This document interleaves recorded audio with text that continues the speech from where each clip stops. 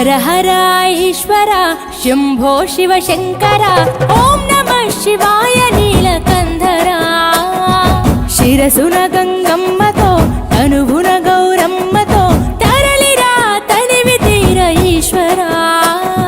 పొలిమేరలో వీరభద్రుడా వెండి కొండ మీద వెల్పు నీవురా ఇలాక పాలకాల భైరవ ఆ పాల నుండి కావరా నీ అక్కలే కాచిమైన కుట్టని మూడు కల్ల రేడువురా